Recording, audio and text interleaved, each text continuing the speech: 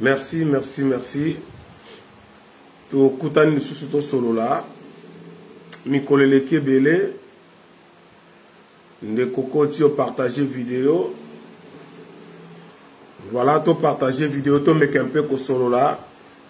Ça fait presque 2 semaines depuis la salaka dernière vidéo nangai. Merci, merci à tout le monde. Newman Mandiangou, merci à toi. Naito solo là, 2 sujets aliawa. 2 sujets to solo la lelo.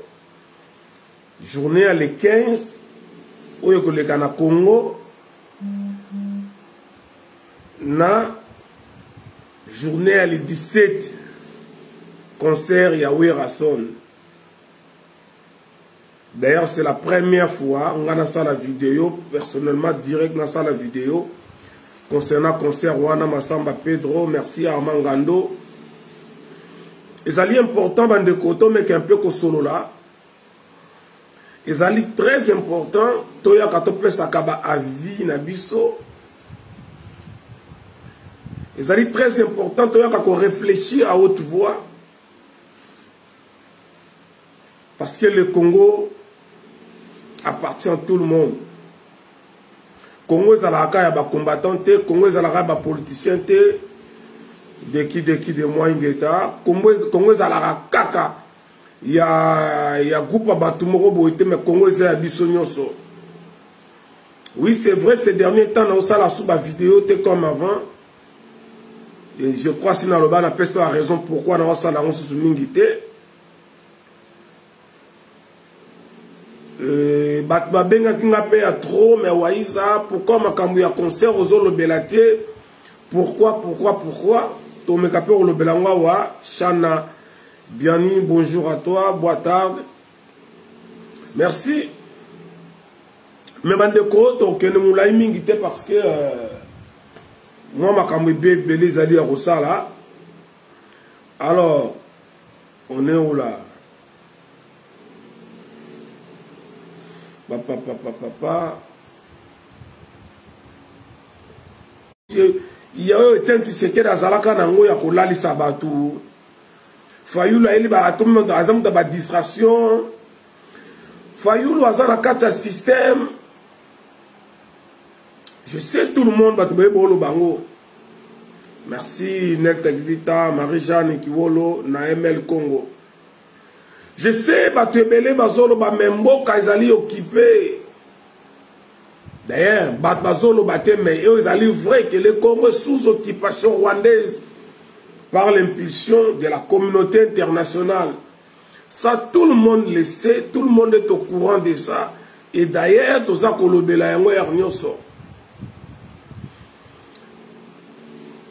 Les gens disent mais pourquoi Fayulu alinga kene na ba élection na mboko ezali occupé. Pourquoi Fayulu azoyebi sa peuple ouvertement te ke to kene na soulèvement populaire? Pour na nini te koyebi sa na peuple ba bima ba se prendre en charge mbala moko yinda kake panzana. Ça c'est le souhait de tout le monde. Quand je dis tout le monde, moto no salinga bolamu ya Congo. Azako penser ndengwana il faut soulèvement populaire. Il faut ko benga na Félix na bande konaye ba Rwandais. Yemo ka benga ba bande konaye. Mais maintenant ngai tangu na yaka na lo barango chaque fois tout le monde est libre ya ko réfléchir. Tout le monde est libre ya ko réfléchir. Motna muta ko kope sa position na ye na likambu nenge ya lingeli makambu ya Congo. Oko kope ki sa muto taza ko attaquer Fayulu ya ko attaquer Fayulu. Non. Oko kope ki sa muto aza ko critiquer Fayulu te ope ki sa yeke pourquoi ça ko critiquer Fayulu? Non. Ceux qui muto moko azali d'accord te na démarche ya Fayulu. C'est son droit à lui. Yo muto ozali demain, ozali d'accord. Clovis Kabasele Manengo. Ouais, non, le concert, on a les lots. Ne vous en faites pas, Clovis. Ceux qui ont mutu, vous allez d'accord la démarche, il y a présent, oui, Alisiko, salut. Ceux qui vous allez d'accord la démarche, il y a présent élu, Martin Fayoul m'a dit que les soldats du peuple, mais c'est 62%. Ceux qui vous allez d'accord la démarche, ils allez droit na yo. Ça dit tout le monde est libre. Il y a qu'à réfléchir. C'est de la même manière, on a qu'à réfléchir à haute voix. On a qu'à bimisson na zo kanisa. On se planango, c'est ton problème à toi, c'est là n'engage que toi. Et on a pu engager kakanga. Ah, on a en tant que Congolais avec Ika. Donc, j'ai la liberté à couper ça aux alliés. Opinion dans Makambo. Mais moi, je pense que les alliés hyper important. Fayoul doit continuer la démarche sur Azanango. Cela n'engage que moi. Moi, je pense que la démarche, comme il y a une marche, il y a un peuple dans marche, entre guillemets pacifique, entre guillemets pacifique parce que c'est tout à fait normal. Jamais batalamuka bakoya na libosoma bakinod lobi to kobuka lobi to kosala boy lobi soulèvement populaire non soulèvement populaire ba annonçaka yango te ke kosalama jamais ba pesaka programme que lobi to kosala soulèvement populaire que les 15 autres kosala ya soulèvement populaire peuple bima pour na soulèvement populaire jamais ba bengaka batu boya to sala soulèvement populaire et ça la makate sauf et pas ya batu oyoyo ba yebi makamne ke tambola kate to bato bazana pona ko ambrier ba linga compliquer situation ya bato mais botika ngana zum sabande ko na histoire Guy Basaboli merci Paulin Pialoata Romario le diable du ballon wa na monio na za sepela Paulin Pialoata Romario bato basali histoire ya bakomi histoire ya Congo ya parenthèse hein?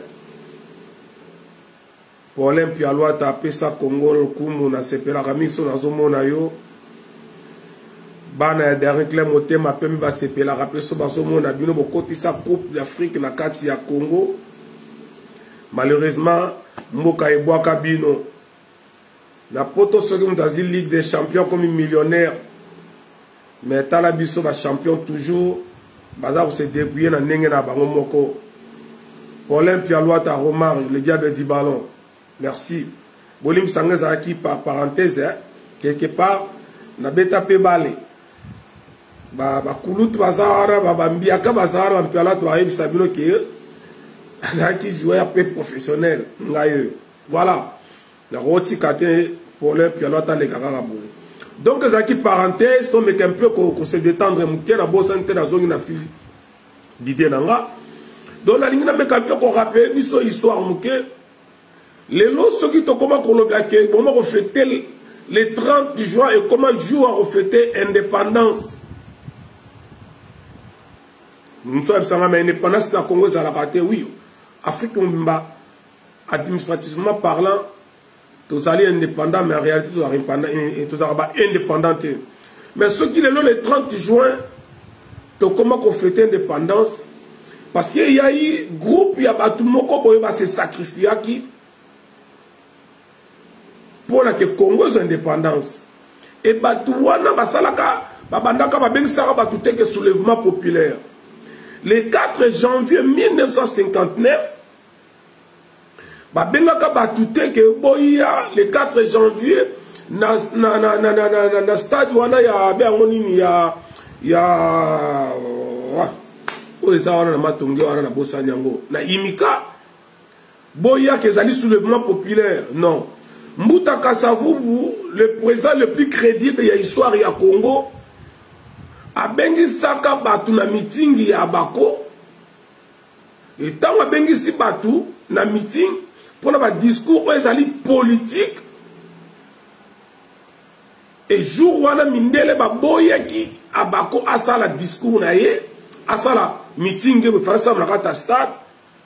Et mkolo wana Mobulu e bandaka armée ya Armageddon ya Fumu Kimbangu na sibomo na bango o bazali pembeni ya mikuse oyo bamona Fumu Kimbangu ezali ba soldat babimaka mokolo ya le 4 janvier 1959 ezali armée ya Fumu Kimbangu bazaka mikuse boye 1 mètre boye babenga bango Armageddon mokolo wana babimande basala makambo nyonso.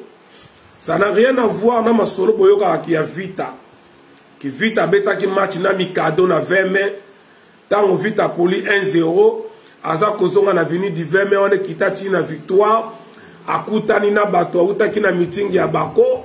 O babane ko bazaki osilika kuna tango bakutani na kanda ya bato ya Vita nde baza polaki na kanda ya bato ya Kasavubu kuna nde baboya sala meeting esangani yango sala soulèvement populaire mokolo wana. Faux et archi faux. Faux et archi faux. Lifkin, au championnat ya foot, ya Kinshasa, et beta mana 15 heures. Bampialo ata Romain Azana, mieux placé à témoigner, et puis so yebi yango, et bambekipe a minene lokola ba DSMP, dans le motema pembe, ba Vita, et beta ka jamais championnat, match na bango na 11 heures na midi, et beta raté. Et bien, tu as toujours 15h30. Voilà, nous avons stade Yindi. Or, le meeting, moi, ils ont qui na tongo déjà bakutana. Donc, les solos va être vite contre Mikado Lokuta. Wane zalika kabasala yango simplement pour ko bomba la vraie histoire ya Congo. Oyoyo. Bakongo basala eza tribalisme mais c'est la vérité. Lumumba lobaki l'histoire du Congo sera écrite na ba congolais bango moko. Donc la vraie histoire c'est ça. Fallait pas masquer ba vrai héros indépendance yango ba kota masolo ya Vita mais c'est faux. Mambana indépendant Vita za raté. Pourquoi na pesi exemple oyo? Na pesi biso exemple oyo pour na bo comprendre que c'est à partir il y a des marches politiques d'indépendance et Kotara na Congo. C'est à partir il y a meeting, il y a président, il y a Mbuta Kasavubu, Joseph Kasavubu, des soulèvements populaires et bandaki. Cela veut dire quoi? Des marches, il y a président élu, Martin Fayoul Madidi, des marches politiques, et Koki Kobon, on appelle soulèvement populaire, si seulement si on se prendre en charge.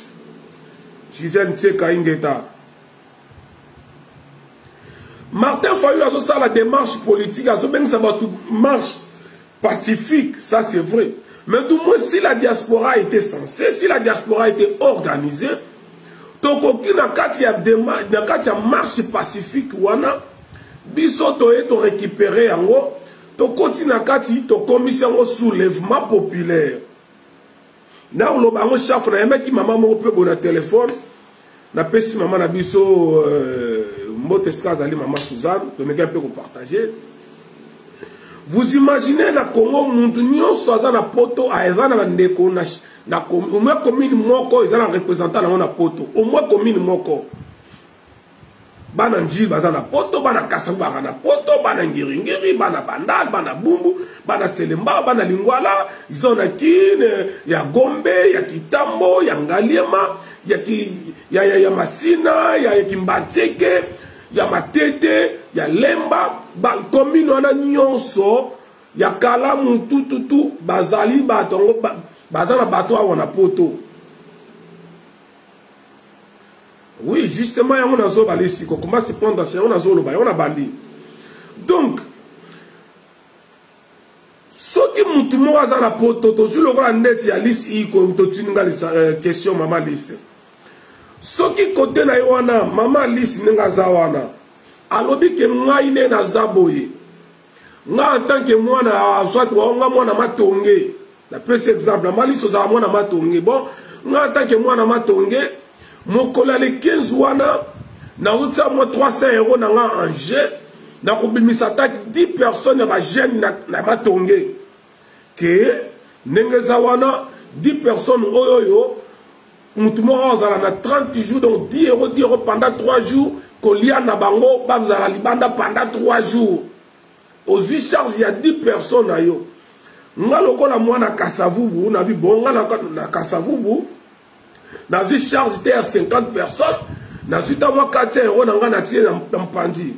Ndeko zola na ngai net ndeko na nazali awa. Bandeko bozali ndeko Jani Kitoko, ndeko Clovis Kabasel, bandeko tout bozola na ngai. Olobi ki bon ba Gisèle Nseko bon ndeti nga boye nga na mwana matete nga na mwana njili nga na mwana boye nga côté na ngai na mobiliser ata 20 personnes. C'est-à-dire quoi? Ceux qui diaspora to se prendre en charge. Ton dimi muntu moko a charge de 10-15 personnes. Oyo bakozana libanda bakotambola libanda ya kozumango en charge. Parce que bobo sanate boza kotinda batbake na soulèvement populaire bazonga te entre temps na Congo et loko esalama esprit zali ke baboma batwana nzala de telle manière que ba vivaka kaka na taux du jour. Ça dit ceux qui pour alia et loko fabima. Ceux qui abimité à koliate. Ceux qui a kiko dukate atambuli tamuta koliate. Ça dit qu'on soit montané avant de 3 jours na libanda. Nana kopesa loko kolia. Nani akopesa bango biloko ya kolia soki biso tonzimi kopesa bango biloko ya kolia wana te. C'est pour cela soki na diaspora tozalaki au moins organisé. Ou bien tonzima ki to so makambo wana maboko. Démarche politique ya Martin Fayulu mais biso to lobi ke to kokomisa yango soulèvement populaire. Mutu na mutu à se prendre en charge, mutu na mutu à mobiliser batou. Nous avons des leaders à wana poto. On va bien avoir leader. Yoka ba combo, yoka ba titre za na poto awawa. Mais il fallait quand même que tout loba, tout sepe la koutou que tout ça la mutu moko za ko créer les biso ba élément déclencheur pour un soulèvement populaire. Martin Fayulu azali politicien. Jamais alors jamais bokoyo ka ina langage lokola biso ba combattant awawa. Parce que il suffit qu'à comme dans le langage oyo ya biso boye incitation à la révolte, incitation à la rébellion, incitation à la haine, ce qui boye. Mais Azako utilisait même le langage na biso mais d'une manière politique, d'une manière diplomatique. Azakoloba yango soulèvement populaire Azakoloba. Mais maintenant qui fait la diaspora? Diaspora ezako sala nini lelo pour na que to récupérer mboka wana pour na que to sala soulèvement populaire. Na 2015 na bandela kayango ceux qui peuple wana zalaki a rotelema pendant 3-4 jours, c'est parce que la diaspora était unie.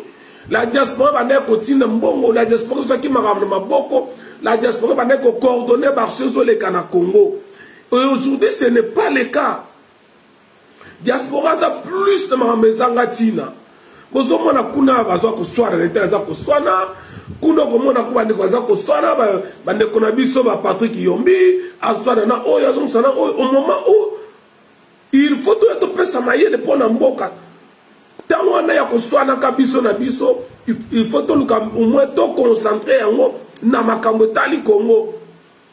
Et le but est il faut tout kutana to sala ba réunion to vanda non.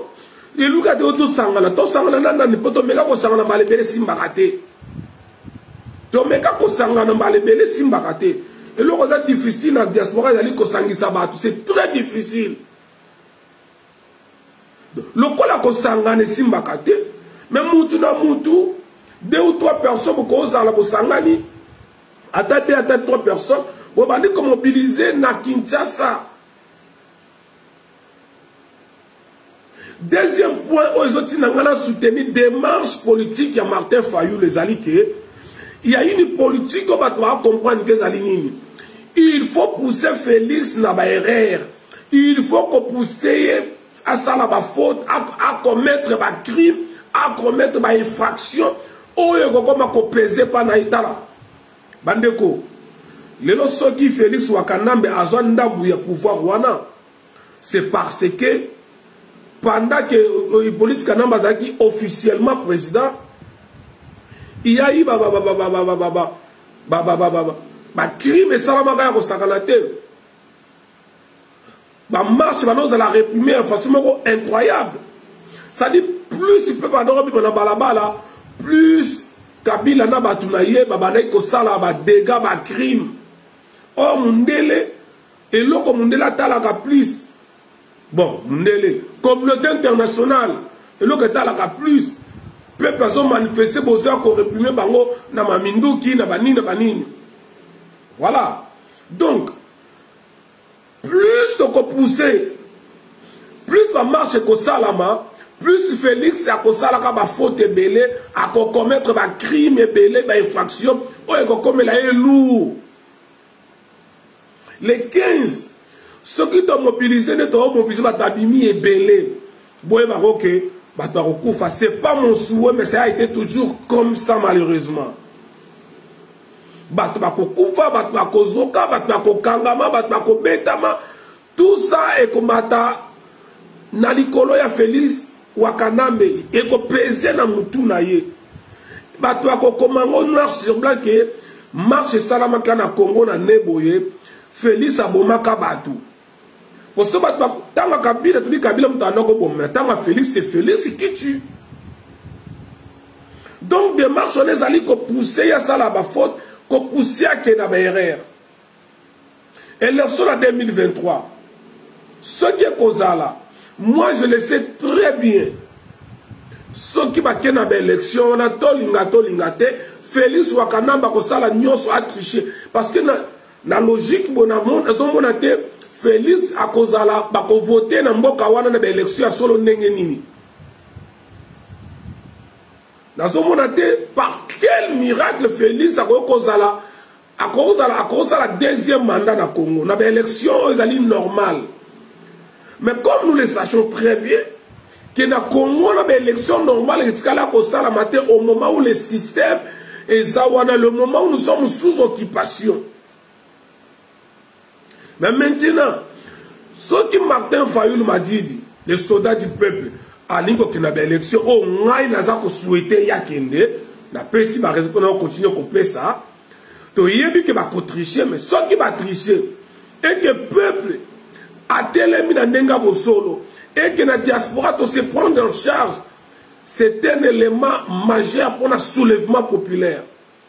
Alice Kwatunga, penses-tu que Félix Tshilombo aura le courage de se représenter au prochain élection avec tout ce qui se passe au pays? Mais bien sûr, quand on a courage, Johanna.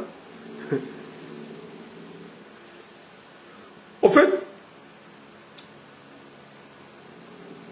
la Kabylie, les occupants, bah, il y très bien qu'il faut à tout prix Félix à continuer Wana pour la survie na bango. Pour la que batono bas à la l'aise, il faut que Félix a continué. Parce que tant que Félix a osé na Congo, Jeannette Kandame a jamais causé l'inquiété. Tant que Félix a causé là, on a les Bochab, je sais pas moi, les Aubert Minako, les André Kimbuta, les Matata Pogno, les Jeannette Kanambe, les Zoé, tous ces gens-là, oui, Cordon, Fonja Botoyi, Ngeta. Tous ces gens-là, pour à la l'aise dans le Congo, il faut que Félix a continué à jouer un rôle en tant que président. Il faut qu'il y ait toujours une marionnette à Zalawana pour protéger Bango. Très bien que Mokolo Félix a kokoué Mokolo Bango bakokima na Congo.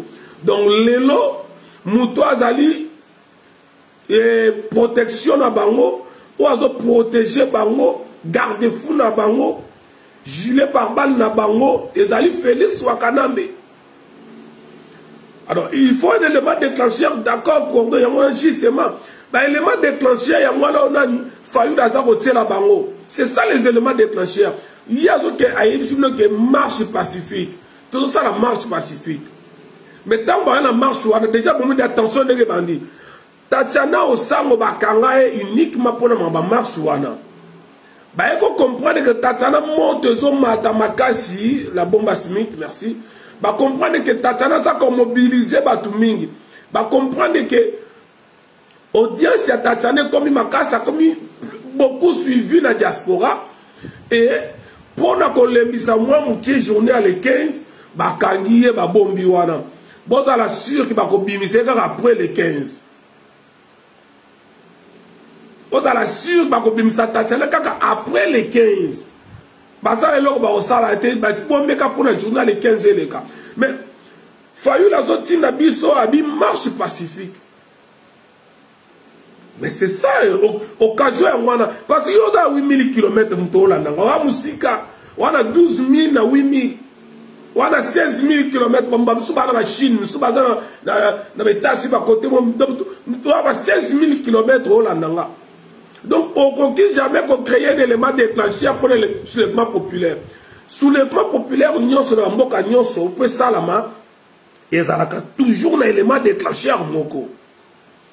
Ça dit, il ne faut pas passer mon passage et Fayulu est là pour créer ces éléments déclencheurs où que biso diaspora ceux qui organisé de profiter dans le Tolobawa.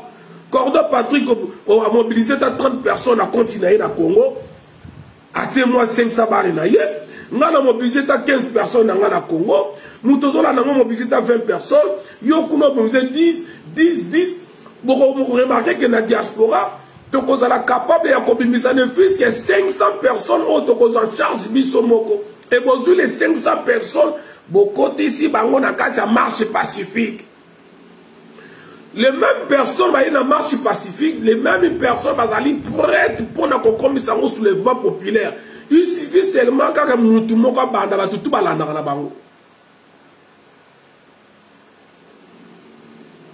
de risque kofingeta.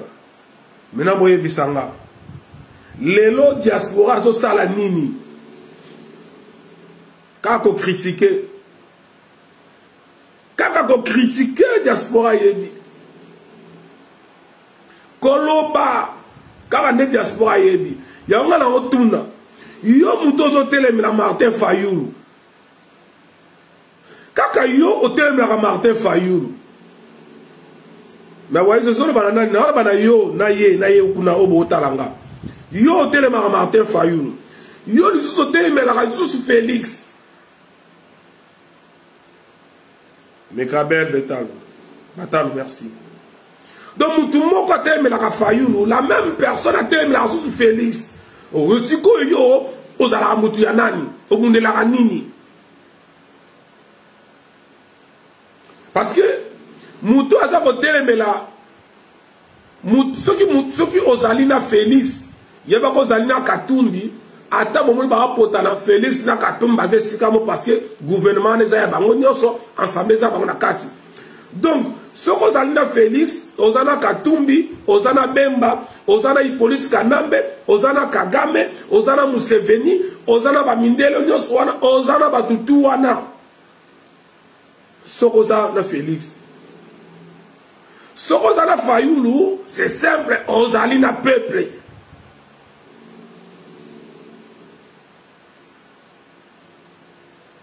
Merci, Tipista Nzala. Merci de ce qu'il a fait. Donc, maintenant, on comprend l'été. Moutumbazoya, Afinga Fayulu Mabe, Afinga Félix Mabe. Oh, Afinga Katumbi Mabe, Afinga Bemba Mabe, tous les politiciens Baza Mabe. D'accord. Mais maintenant, biso moko sikoyo. Nini oyo toza kosala. Nini. Ngana no bango, ngana zalaka jamais si ma Martin Fayulu. Nazalaka na kata parti politique ya Martin Fayulu te. Ngana zalaka pembeni ya Fayulu. Ngana la naka Fayulu par ses idéologies. Parce que lobby Fayulu a koufa, mais Congo va continuer. Lobby Nana a koufa, mais Congo va continuer. Donc, ezalaka malamu Olanda ba idéologie à mutu, Olanda ba idée, vision à mutu, philosophie à kosala ya mutu, mais Olanda mutu te. Parce que bateau, nous sommes en Olanda Papa Ngwanda, je pense que la combat bazade le lot dessus, parce que Papa Ngwanda koufa na ye. Mais bateau yo batikala ki na idéologie, to bateau bane kolanda idéologie à Papa Ngwanda, bateau na bako kozala blessé pour Papa Ngwanda koufa. mais bakozala pe blessé makasi te parce que baprofitaki na mwa ya malamu oyo azalaki na nabi ya mwa ya malamu parce que mutaza na mabe aza pe na malamu na bango vérité nga na garda plus bolamu ya papa Ngwanda c'est-à-dire bato balekaka mais ba institution etikalaka l'idéologie reste. Voilà. Idéologie reste. Maintenant, ceux qui yo moko ya kofinga a Fayulu, yo wana lisusu ofinga ka Félix, en fait oza siko mutu ya nani? Mutu ya nani?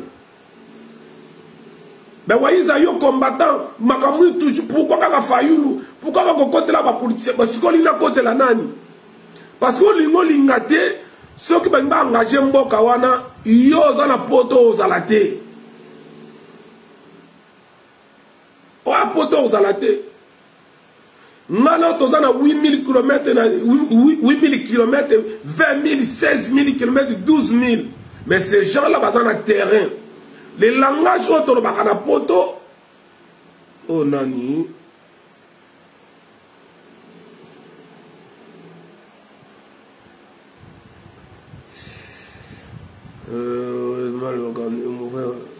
Mon frère, Benjamin Kabassel d'ici Abir, mon frère Waïza Bozana, nous na ghetto. Vous êtes mal organisé et vous ne récoltez que les fruits de votre travail. Réalité sur terrain, et ça n'est pas internet. Voilà. Le déblondement est long processus. Fatih est en train de poser les jalons. Diaspora Tissiko Boza Kosala et l'autre comme mon côté. Il est libre. Lui, il est libre. Pour naïe, Fatih a posé ma jalon. Il est libre. Cela n'engage que lui. Mais, oh, tu as vu que Bissona Batali Batova na pour mon aïlo comme mon côté. Oh, ils allaient pembe, ils allaient noir. Voilà. Donc, Ozoya Kofinga Martin Fayulu, Ozoya Kofinga Félix. Quelle position?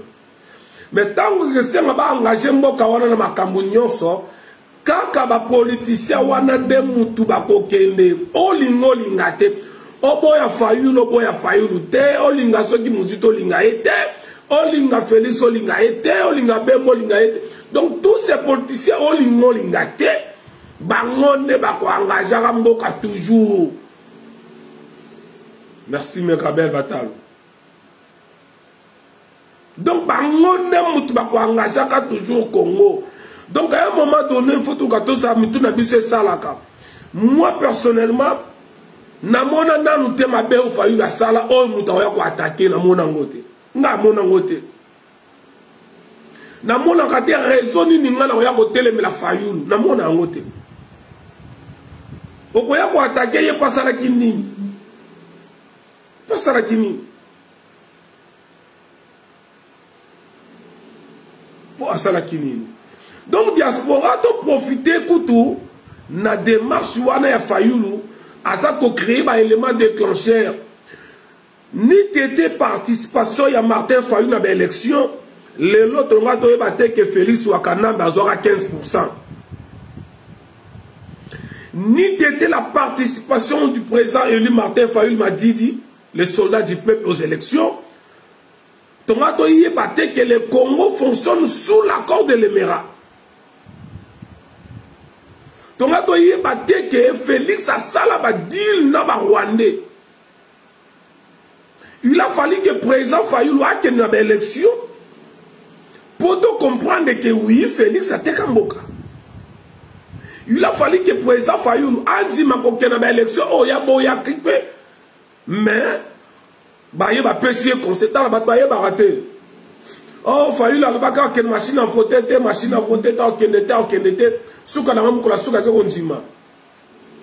vous ne connaissez pas ce monsieur. Vous avez bien été. Vous avez bien été. Et Bele Baalo Bawana, peut-être même 3 secondes, Basola n'a été bien été. C'est quelqu'un qui est très constant. Aza vraiment constant dans ma Kambunaye. Fayulu soki tina suka ndimaka kene ba élection wana parce que bapesaki ba garantie nyonso ce mpona ye moko tina suka nga akenda ngo te avena machine wana mais bapesi ba garantie nyonso balobi na ye toza na 40 000 observateurs ba TV5 ba France 24 ba tebele ba kota mpona balakisa Fayulu ke kende sécurité ezali to mekosola basolo mosusu baassuré ye que toza kocontrôle biloko nyonso tozosurveille nyonso mais yeme na mutu ya mundele ezalaki ndenge nini na forme nyonso oyo bango bakosala élection wana ekosalama kaka l'essentiel ke na mutu wana officiellement ipolitika ndambo azala susu te e baassure Fayulu baassure baza baobservateur bazocontrôle machine sauf que babosalaki ke eza na machine moko bakoka kocontrôle yango te il y a un logiciel bakoka kocontrôle yango te et ce logiciel s'appelait ou s'appelle jusqu'à présent Corneille Nanga. Personne ne pouvait alors contrôler le cerveau de Nanga. Personne.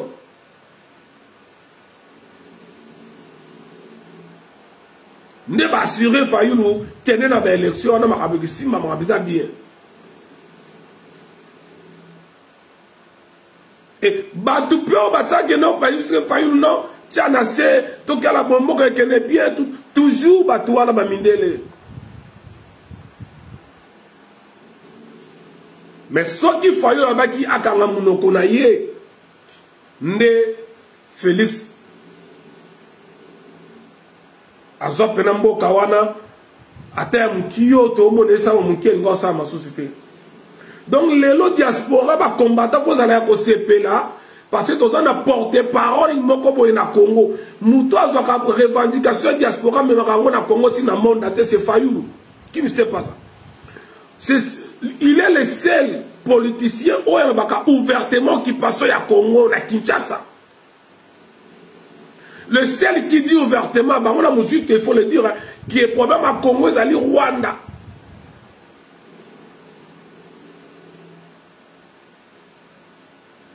Fayulu alobaka clairement que le problème du Congo s'appelle Kagame, na Congo. Mais yozo quoi attaquer, si qu'on bolingi nini, organisons-nous. Les 15 moutunions, c'est ce qu'on zali na banda, partout zali. Na France, na Belgique, na Allemagne, na Suisse, na Suède, na Norvège, na États-Unis, na Canada, na Irlande du Nord, na Afrique du Sud, na Angola, partout aux alliés. Partout aux alliés, bon mobiliser bande konabino. On peut transformer cette marche pacifique en un soulèvement populaire. On peut le faire. On peut le faire. On peut transformer cette marche pacifique en un soulèvement populaire. Il suffit d'avoir 500 personnes, dans 1000 personnes. On peut le faire. Donc, si Fayulu a une démarche politique, il y a un politicien.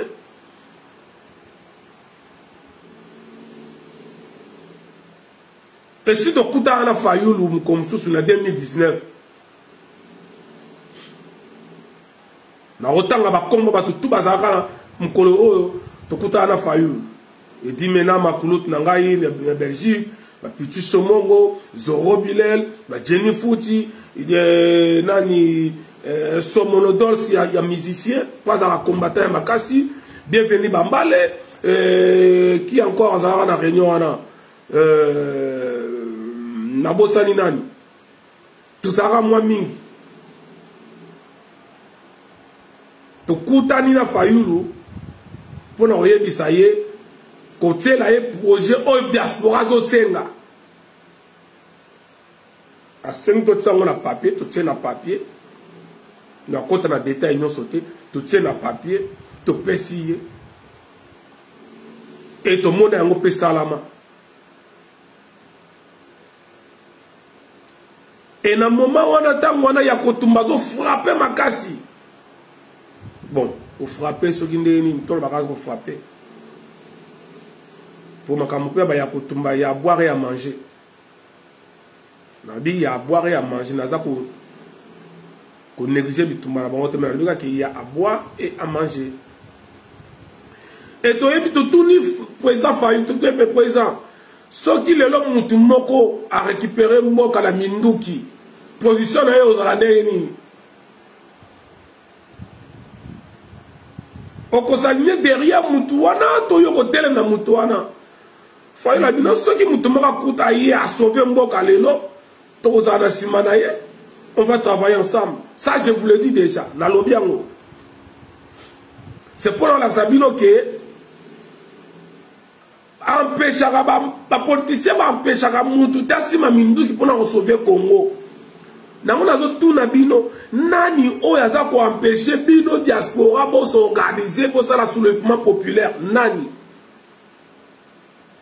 oyo aza ko empêcher bino diaspora pour se prendre en charge diaspora boko boye 10 frère ta ko sakanate. Au moment où les combattants continuent à faire des vidéos, ils sont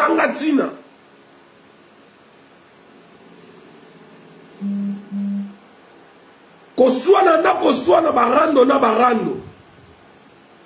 Mais je me rappelle, Fayou le bec qui diaspora, organisez-vous pour venir sauver le Congo. Na meeting à Lubango. Mais diaspora wapi. Diaspora tout ça la concert Yawera. Dans le Bélango Lelo. Dans le Bélango concert wana. Diaspora wapi Nicolo mais koswana na TV. Yoka ba diplôme bazo ko tangela biso ba diplôme académique mais bazo swana na TV. Nicolo. Et après bozo kamwa neni sex tap ya ba ne bimina ni mais non. Nicolo koswana na diaspora. Mikolo ba maman mikolo ba tata mikolo koswana na koswana et loko ba yebi ko ba tu valeur kaka na ko critiquer batou et ce genre ne propose rien du tout. Diaspora ne propose rien du tout pour la makambu ya Congo, mais cette diaspora est la première yako critiquer tout le la Martin Fayou. Oui, je suis Fayouli, c'est par ses idéologies. Nazalaka Fayouli, c'est depuis toujours. Depuis toujours. Avant que le président Fayouli, comme on Lelo, j'étais toujours avec lui. Mais Nazalaka jamais qu'on a parti politique à Martin Fayou. Mais Nazalaka toujours naïe. Na participé à la réunion. Yon de Kozola nanga il est 15.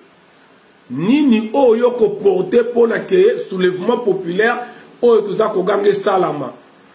Tant que nous ne serons pas organisés, le soulèvement populaire n'aura jamais lieu na Katia Congo. Nous devons nous organiser à la base. Yoza ko belle la soulèvement populaire oza ko boya élection, il faut comprendre que réalité la Congo za mususu na Congo bazo ko pour la bango.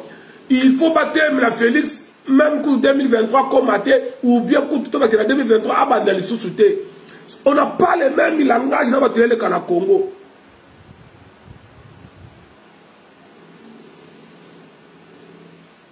Donc les 15, ils ont l'avantage, ma casse pour la biso, et puis sa force la journée, les 17.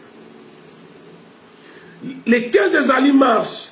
C'est-à-dire, le temps où les 16. Donc, on a solo mi balé. Ma solo, les cas qui marchent à les 15 dans le Congo. Dans ma solo, il y a le plus grand collabo. Il y a des musiciens qui sont Werason. C'est le plus grand collabo de tous les musiciens. Non, personne ne va preuve. Donc, les 16. Tant que la mouka, Internet, vous allez accueillir dans 2 événements. Marambeleka qui le 15, non, Marambeleka le 17. Mais maintenant, Vous ne pensez pas que ceux qui ont sali l'action à Makasi na Kinshasa, action on a ekoya kolandisa ma action sur le 17 na poto.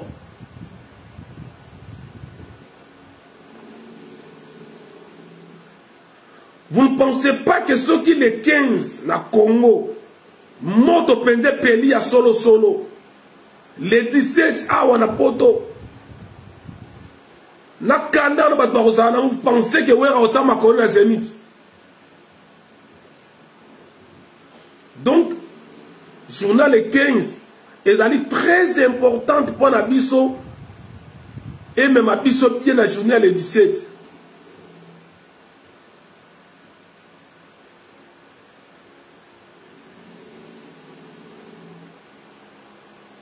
Vous se comprendre? Donc, journal 15 est très importante. Donc, Bande Konanga, le 17 est allé concert. Bon.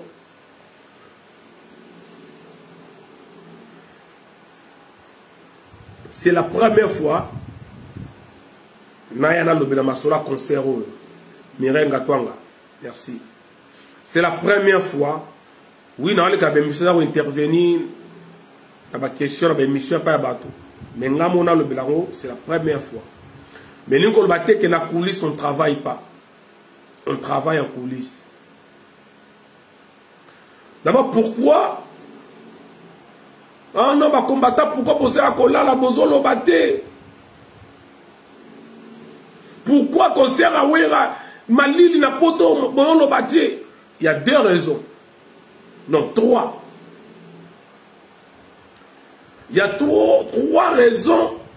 Au bon moment que mouvement la concert ya Wera ils attendent le concert ya Fali. Trois raisons. Première raison, Zalinini. Année Oyoyo, il y a eu la guerre ya kosakanate na kati ya diaspora. Forme ona netikala ozalate. Année 2021, année à centenaire ya Kimbangu. Année moko très mystique. Il y a eu un conflit, un problème que soit dans rando entre les combattants et les combattants. Où ils ont eu un continent, Amérique, Asie, Afrique, Europe, tout. Océanie. Et l'Okoana, et que bien que c'est calmé, malheureusement, tout le monde a dit que distraction, la mission que soit dans la maison Tina. Batata mibimba mikolo ya kosonisa bien kosona na ba TV na ba titre belé moment où toi ma combo est plus important ya Congo mais bato swana et maintenant le ko sala que bien que on peut perdre qui ta main ba blessure wana ba maloba wana ba problème wana mitu ya batezalaki et surtout que tona ba mususu na kata diaspora na ba combattant oyo bamusu bazana banda bande asala ka batu basenga ba pardon asala mabe basenga ba pardon asala mabe basenga ba pardon sur asala mabe azo c'est l'occasion ngo ya musique ya après bon sangala bo sala hypocrisie mobe à un moment donné batu non c'est fini bo bata buso ba mingi donc c'est fini et sili ata occasion yé ba concert to sangana ka te parce que bino boya ko finga ko sat makambu après bo luka to bon ça pour na bomoni musique. Naza ko rappeler bino sur ma cambo et la cuisine interne des combattants. Donc du coup, et ça dit que malgré tout ça, bon moi que ba réunion mo côté salami ba combattant yo suba sangana ne ba sangana alboso. Mais lingo lo ba te que ba combattant ba binemi to combat et koufi non. Tous les groupes ba combattants ba tikala ba combattants o ba tikala. Combattant nyonso yo yebi depuis arrivé à Félix. Azali sous la activité était na combat n'engazaki avant arrivé à Félix. Oui ba combattant wana azali sous te. Mais lui qu'on va peut-être dire sur bazar la activité ne bazar bien. Donc et on sala que ba conflit wana esali que et peser na moi muke na mitema ya bato. Ba biso ba oyo ni tete koloba ya bato kobenga koloba boye na ngana lobe aso makambo te nga olobela ngo te naza na kati mais na olobela te. C'était ça ma décision parce que il y a eu trop de problèmes la futilité au sali quelque part ils oxyde mité mandé tabiso mité mais aucun mingi koto yotika makambango koto batwazo la koto Congo donc bakandeti ya babiso ya batebele pe bakuta inango ezali moko ya raison au bomona makambo eza moi malili. Deuxième raison ezali que to uti na makambo ba pandémie ba malade yango eza nanu makasi vina les zongi comme avant te na poto bat baza ko s'intéresser plus makambo mingi mingi te bat baza sûr que conseil on peut za nango te ko kipete ko za nango te bolimbisi donc bato négligent non donc limite que ça là te ko za ya moni yemo we ranga comme ko sala répétition na ba fabrica na zala awa ba mission ba yete me ba oya tu es bios et ba yo za stratégie mususo we ra a ba ko jouer c'est-à-dire ya ko ya na affrontement tenant ba combattant nenga ba fali asala ya ko critiquer ba parole moko ya mabe ya orgueil tout bango ba imba jouer système moko boye ya ko tsana se ya ko ya na ndenge moko ya politique ya CCCCC mais malgré ça tout le monde ba intimidation ba chef coutumier ba ya ba miyibi ya ba kola ba chef coutumier ba teka mabele ba chef coutumier oyo ba Rwanda ba vanda 23 ans na Congo ba ko sala le côté ba zo ko intimider biso auto zape bana ba chef coutumier biso no to zape ba chef coutumier ngana zana ligne ba chef coutumier nazana makila ya kimbangu maboko pembe koleka yo muto vanda ba Rwanda zo lemonga ba Rwanda chef coutumier tu penses à to sala linga nyos yo ko sala ngana yo touchenga na kimbangu nazana yo ka so to attaquer ngeko touchenga.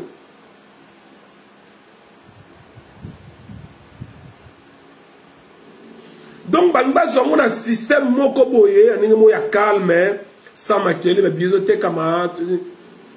Je vous assure que biaisoté kamate. Mais bande konanga, c'est un moment où il faut maintenant diaspora va comprendre que ce qui doit makamuna maboko te et cause à la passe. Awa toza ko benga diaspora et ça peut se prendre en charge. Bato bolandaka biso, bato bo bengaka. Oko sala émission na YouTube beaucoup, on a 2000 3000 personnes dans 2 jours, on a 10 000 vues. 10 000 vues dans 2 jours. Tout ce monde là tozo benga bino boya bo se prendre en charge. Moi je fais ma part. Aaron Fred, merci. Lelo na uti ko sala demande na nga ya manifestation na uti ko tina on a la police lelo na tila kibino numéro ya sali ya Zenith na benga ki bango to solo ni naza ko yebisa bango mbila tous les jours azo benga mais na lingi boyebisa na ba congolais boyebisa ba musiciens que nous serons là, présents, à l'intérieur comme à l'extérieur de la salle. Nous serons là. Et madame Naolo, la police, que trop, c'est trop, mais comment on peut le qui a trop. Et nous savons très bien qu'attention, tu es dans les bandes, tu es belé, beaucoup de sur le périmètre, et ici, il y a un monde de Messana. Mais cette fois-ci, Torolobango, Batbayeba, Batubakokota na kati ya salle, et vous allez mieux bas au courant. Si la police n'est pas la police, ça doit mais que ceux qui dégayent, c'est un responsable, tout. Non. La meilleure sécurité, c'est la prévention. Pourquoi ne pas prévenir ou ne pas éviter que le mal arrive? Ou bien que au lieu de zéla bo kangaba tout ce qui m'appelle salami. Attention bo kangaba bo soit ba kufi bo zong ça ma vie ba père chimene au salama. Et responsable de la sécurité à la police et à ordre public à Paris, à Zanga Mamakoloba. Et ici bango, ma solo to so na bez ali enregistré. L'obiso li kambo commis. Ceux qui vont même dans le tribunal n'a causé un bino enregistrement et conversation parce que vous êtes informés. Le service de sécurité de renseignement français a informé que les combattants vont aux anakat ya salle. Et puis na lo bango awa. Erango ya ngoyo. Waiza bozo beta ba mama erango ya ngoyo. Erango ya ngoyo. Erango ya ngoyo bino bobundela ka ba mama ba viol bazo viole ba mama na este mais bino mo ka bozo beta ba mama erango ya ngoyo e bande ko na ngai tozana période oyo malade za makasi baza ko obligé ba vaccin pour kota na kata salle. Combien de personnes va vaccin ba kota? Combien? Et vous allez remarquer misus ba kota même sans vaccin ba kota parce que Félix Wakanda, un musicien, basé dans le complot, basali na Macron, qu'il faut à tout prix musiquer son par force. Ali Sabi, mais pour être dans la salle, il faut absolument avoir un billet. Mais un billet, bon billet, bah t'es garotte. Mouton consomme un billet, n'a ya koti, oye, bah n'est pas combattant. Et d'ailleurs, bateau, bah yindi sarawane, les bateau, bah ça la vidéo. Nous serons dans la salle. Nous serons dans la salle. Nous avons multiplié la demande de la marche. Nous avons une marche, une manifestation statique dans le métro Porte des Pantins. Nous avons sorti à métro dans le parc La Villette. Nous avons une demande de la Sengangoana. Nous avons une mais nous avons une Porte des Pantins. Dans le métro, nous avons sorti à métro. Na parc La Villette. Quand on a mis dans le peuple mokondi waiza qui t'a nassé comme un numéro ya Zénith et Zawana. Bobenga Zénith. C'est à vous le Congolais maintenant bobima bo sala musala. Biso d'une manière administrative toza ko bunda to annuler parce que ba argument zali ya ko annuler yango. Et na yebisi bambila ke banzi mabaza ba responsable lokola makambi ya fali ça va pour le makambi fali to yebisa bango. To yebisa bango que y aura des cas, il y aura tout to yebisa bango. C'est pour ça mon balandaka jamais mon va porter biso plainte. Ba lukaka ba kangana ni ora abtumbaka. Mais biso ba oyo ba to sala ba vidéo ba to senga ba manifestation ba oya okanga parce que tozo yebisa bango na munoko nyabango ya français que journée wana ya le 17h mabe kozala risque zali batu bakufa biloka batu kobeba bo éviter yango yo ndokozola na ngai na poto tokanga musique te musique ebetaka na poto lobe me la beta concert et me la beta concert na Villeneuve Saint-Georges batakanga musique bazate oh ba combattant ba jal ba kanga tokanga musique ite musique redi abete ga wana su redi uto abeta ga wana na Villeneuve Saint-Georges na ngana taba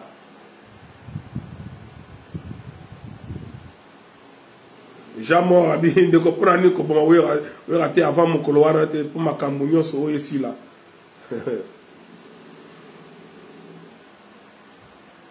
erango ya ngoyo yo waiza me bino bolingaka nini écoutez-moi boy ko très bien. Dans sa vidéo, dans sa semaine, dans sa 4 vidéos, 5 vidéos pour la concert à Ouira. Boyo Kangai très bien.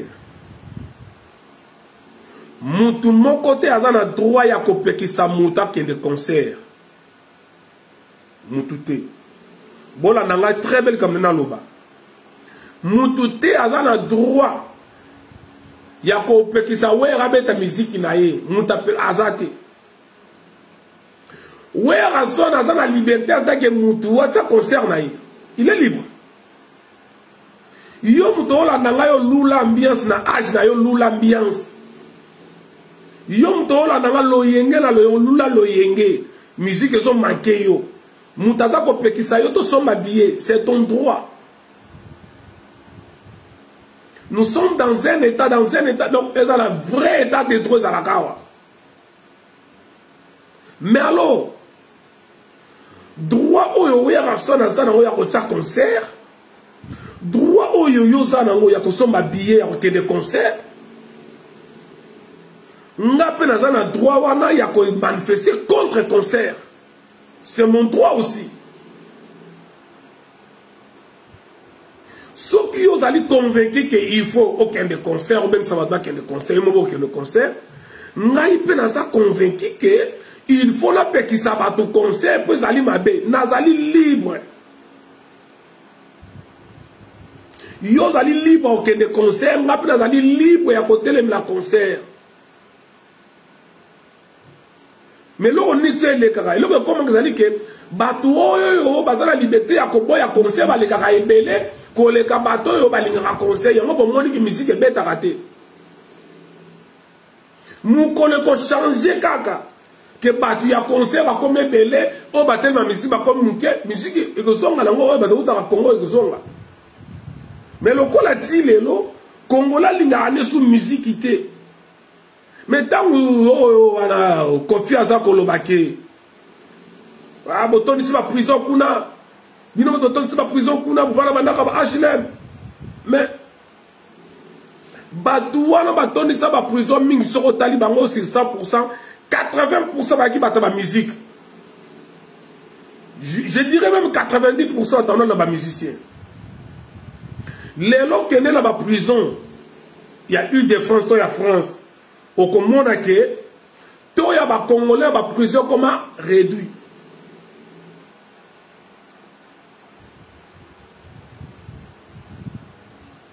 Tout y a comment réduit.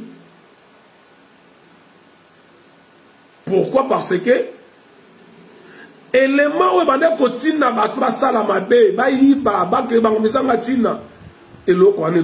la musique.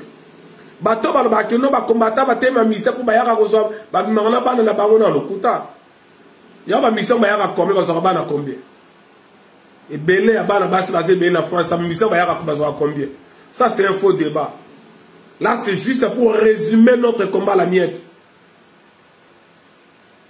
Bon ils allaient vrai ils allaient que les combattants la kanga musique ya ba Congolais ba uta la libanda ba uta la Congo tout simplement parce que ils allaient na anti-valeur. Ça va tu valeur et belé et zali ko kokanate la situation ya mboka na biso point bas to kanga musique wana parce que batu wana basala ka wa bengi ben ngoni il y a un terme comme ça je dis que la waouh ça dit tant ozo yeba mutama be ko sala mabe il y a un terme comme ça la bossa non oza ko chapinga ko ya. Donc, tout le monde est libre. Tout le monde est libre. Il y a ressemble billet. Ozali libre. Ndeko la danga o libre. Yo oza libre. Il y a ressemble billet. Oza libre. Il y a concert à Wera. Oza libre.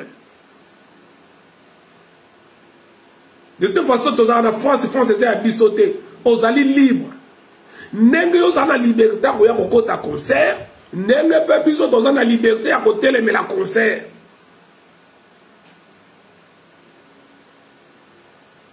Est-ce que la fille est mouton? Oh. Mais là, on a comment on bizarre. Voilà, merci Beryl. Apologie. Apologie du crime. C'est ça le mot qui m'échappait tout à l'heure. L'apologie du crime. Tant que vous avez un criminel, il y a ça la crime.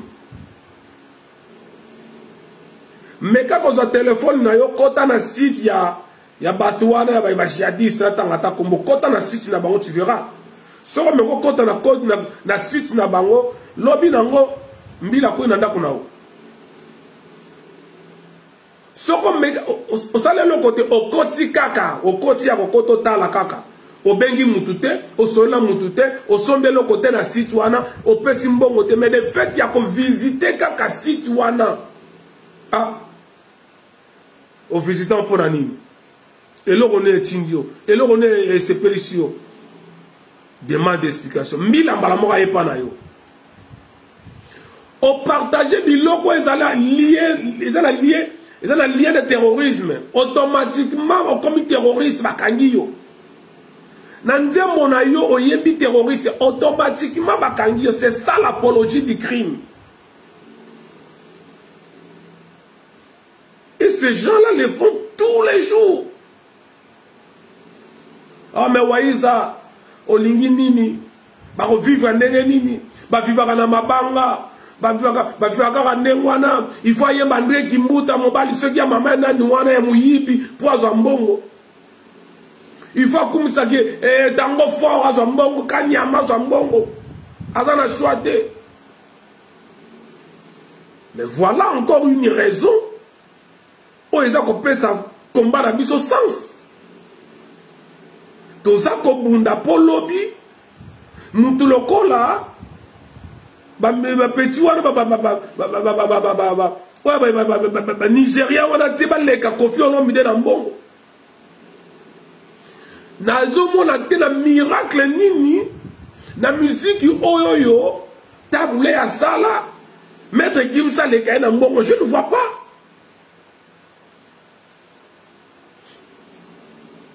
Na musique nini ndaimwa na betaka akufale kafali na mbongo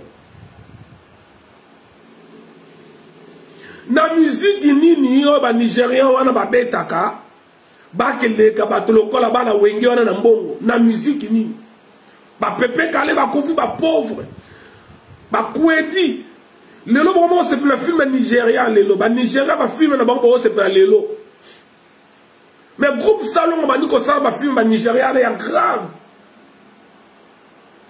Ba film ba ba Karashika groupe salon sala ya ngokala. Groupe salon sala ya ngokala. Mutebi pièce oyo ya Liamguba.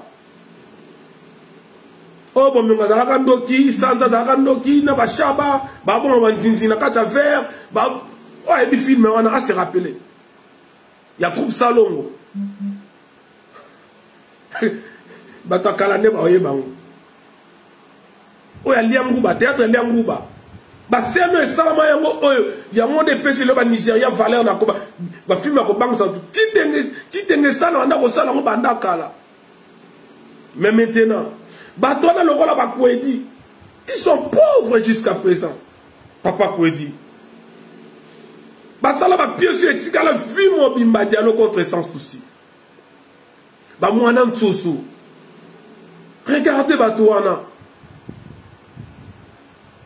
Et nous sommes là pour la kopunda que nous toloko la Kwedi. Aba da ko vivre na mongo na yeba mettre yolo wana akufi akoma ki kolabo.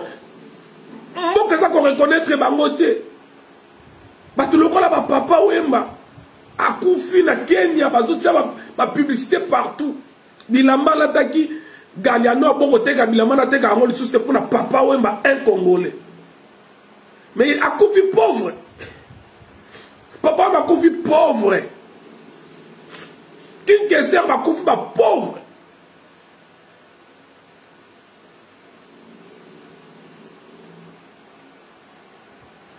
Et bitumana biso ezali ke batouana bo reconnaître ba valeur na bango ba dudunga fura ba mo pepe ba ebale mondial. Bah nous sommes là pour ça théâtre c'est balé mondial. Bah mangwa ou bah kufi bangade de bazawana bomoyi. Dieu ngadios. Comédien le plus populaire il y a histoire il y a Congo il est là. Mais il faut la bénéficier de bloc on a eu. Voilà yangwana Beril Kachopa yangwana.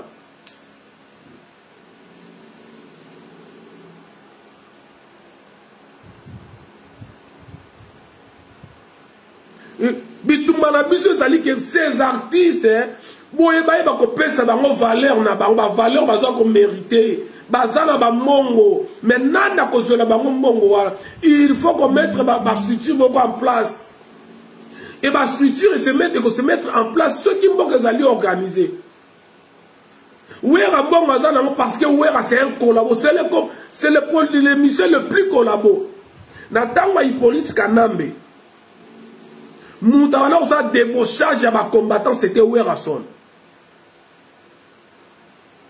Ouais, on t'a temba, aïe, ça Ouera son Richard Lumumba te. Richard Lumumba. Après ça n'a combo.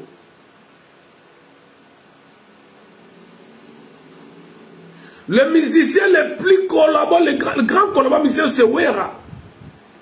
Tout le monde na TV.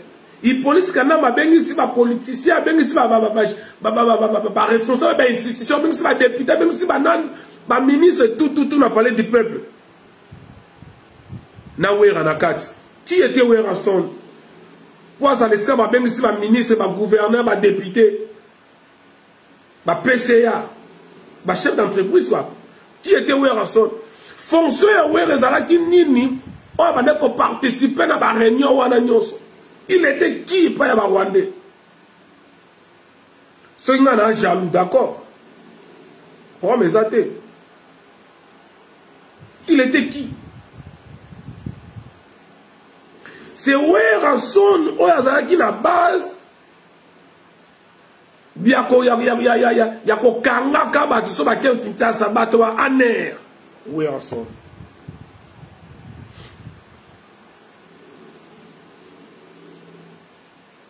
Na musique nini o Ouera zanango a kotonga ba immeuble mi ba yale lipango moko immeuble qui coûte des millions. Oh ouais, ils ont les avis pour un bon na oui, ils ont bon na mais na la ksa yo ke ba ju yango pa ya ba Rwandais.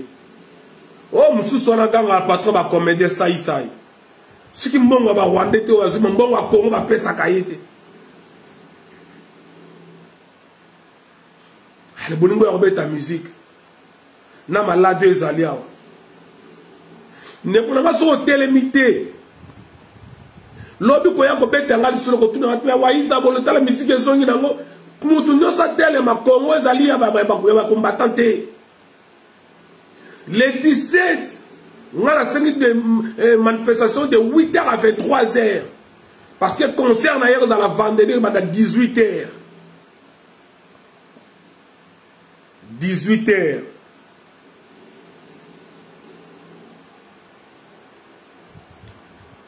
Depuis que bakanga porte, bakanga sorti à porte ya nino ya porte de Pantin bakanga ngo. Toye bakanga ngo. Mais semaine on a eu la nouvelle itinéraire nyo so pom ta comme bien na Zénith no ya nango.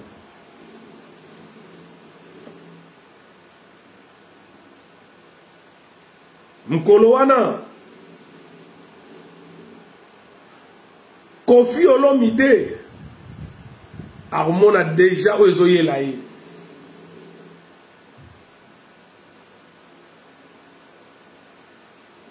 Congolais ozolandanga soki ngana auto telemité makanisi ya bato wana ezali pona musique ezonga. Enfin, musique ils ont mais que bateau ba utaka Congo ba ya ko beta musique awa. Pour musique beta nango. Distraction kozonga. Loyenge kozonga. Sur 100% bato bana ko kota ba concert kala, au moins 80% lelo bazalaka d'accord que musique ezonga te. Au moins 80% ba félicitaka ba combattant ndenge bakanga ba musicien ya Congo ba ya kubetawa. La statistique est là. Mutayi makamna olo ba yebi. À part ba malanda ngombe ba ba musicien, à part ba o bataloyenge ba la conscience ba Congo te. O wa kutumba to tuna mais siko ba combattant no bolinga nini mutawa tuna question ngwana. Ma bino bolinga qui Félix et moi na mboka za pouvoir. Si Félix a ce pouvoir. Tonaki mwana mboka oza premier mwana mboka kolabote. Tonaki mwana mboka oza premier mwana mboka oyo azana ba anti-valeur ya suta soni lokola Félix te. Et ce mona wapi président de la République donc draguer moi c'est en public. Au mona ngwa. Au mona ngwa. Bon mona wapi président de la République donc le la ke na lendi boyo ke la ngamawa. Bon mona yango wapi.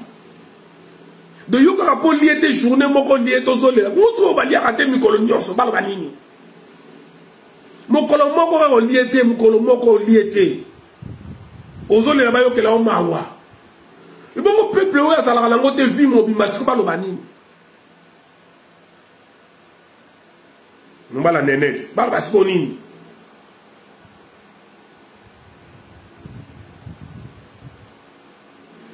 Les 15 na Kinshasa bato bakobima pour na batinde la biso mo PPE to za le 17 mobiliser bato pour na le 15 dans le 17 na Kinshasa le 15 le 17 à on a Paris batango vendredi toke na misala ndeti ngai na ko mane za ka partir à 17h 18h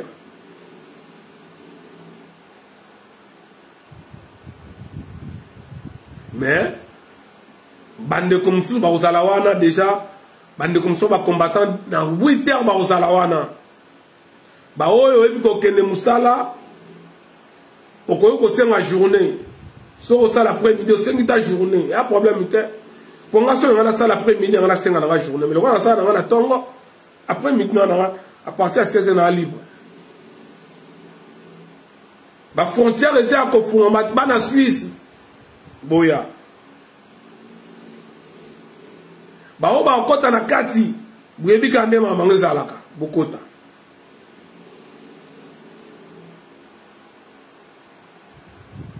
na pesi bino ambote na ozonga na osala encore 2 vidéos avant to comme vendredi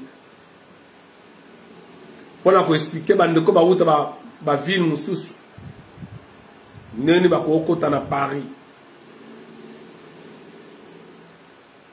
Comme la gare du Nord, aux 8 métro ligne 5, réseau Kende, Bobini, Picasso, qui tient la porte de Pantin. Mais la vie qui va au Kangayango, moi je vais aller à la télé. Na kozonga na relaxano tramway, arrêt à tramway au Kitawapi, ba bus au Zulawapi, arrêt avant ton hypothèque qui va au Kangagoto à Nyoso. Quand on a ce bakangiango nyonso trop, c'est-à-dire, bah ça là tout va protéger périph wana nzela wana bah ça va protéger ango embouteillage salamate. Objectif nango ezala wana mais tozonga. Moi sola fali na kati pe libanda parce que ils sont informés. Voilà. Merci na bino nyonso bolaninga tokutani balasima nzamba bakoka za na bino tozali ensemble na kozonga entre mardi na jeudi pour na kosala ba 2 dernières vidéos ya mobilisation pour na 2 journées wana déjà le 15 na fona zonga le le combien toi le 12 oui bah le combien le 40e était le combien toi le 12 donc dans 3 jours manifestation à Congo le mercredi donc là mardi na raison pour continuer à mobiliser voilà ingeta muto aux vidéo à la chaîne Rome Ezate on est ensemble ingeta